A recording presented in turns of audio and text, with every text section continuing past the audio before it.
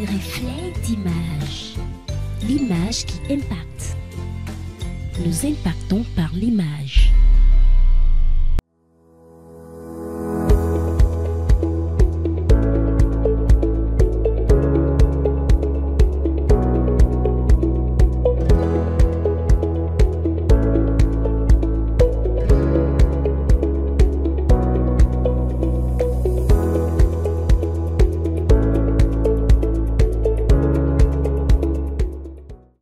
L'environnement sécuritaire dans cette région de notre cher pays, le Togo, a connu une dégradation préoccupante depuis quelques années maintenant.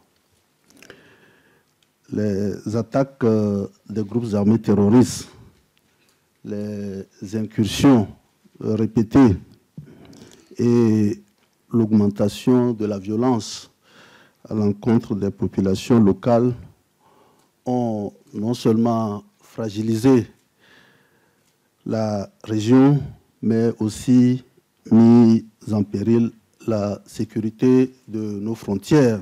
L'état d'urgence s'impose. S'impose pour pouvoir permettre à cette région aussi de vivre normalement comme les autres régions de notre pays.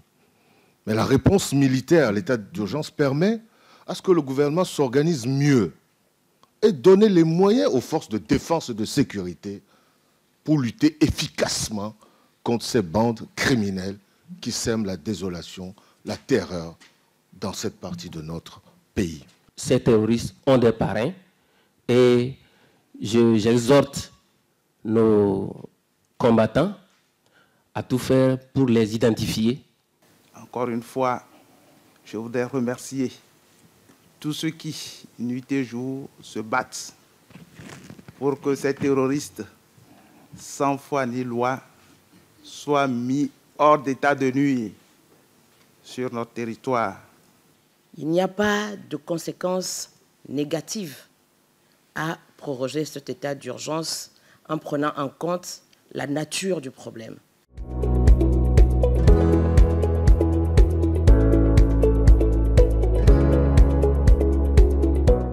Ce texte n'appelle à aucun autre commentaire de la part de mon groupe parlementaire, car aucun sacrifice n'est trop grand s'il s'agit de la vie de nos concitoyennes et concitoyens et de leurs biens.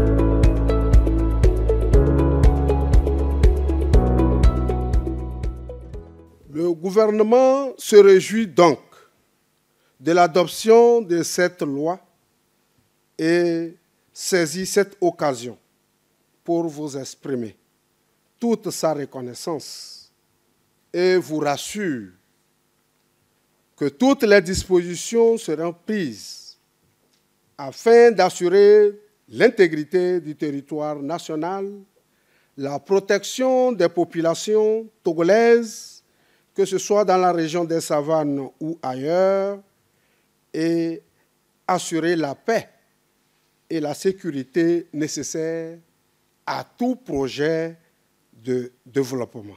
Je voudrais également vous rassurer de la prise en compte de toutes les recommandations que vous venez de présenter afin d'améliorer significativement la gestion de cette période.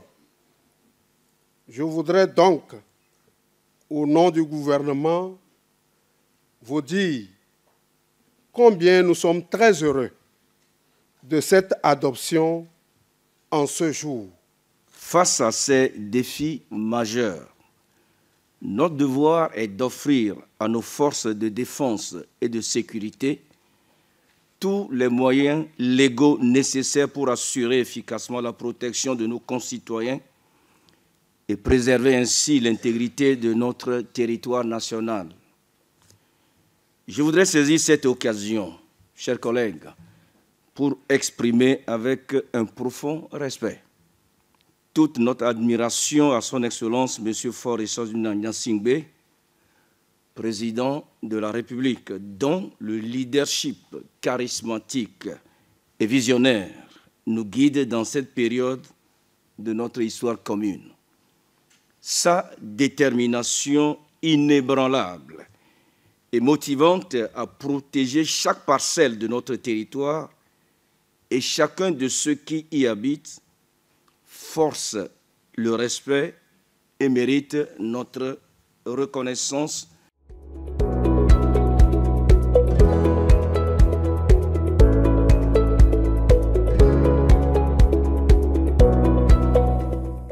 Permettez-moi d'exprimer toute la gratitude de la représentation nationale à nos forces de défense et de sécurité qui, de jour comme de nuit,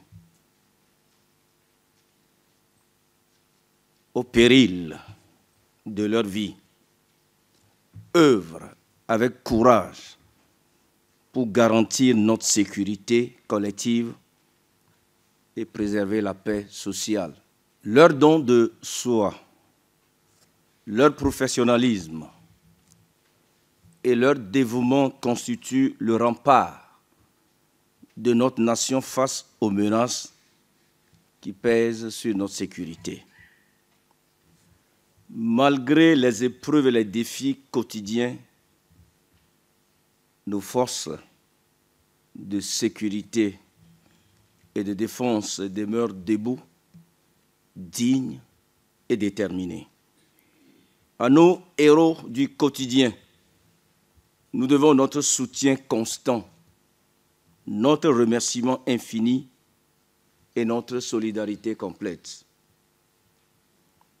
À nos chères sœurs et frères, ainsi qu'à toute la population de la région des Savanes, nous réaffirmons notre proximité et notre hardiesse à œuvrer résolument avec le gouvernement pour le retour d'une paix durable.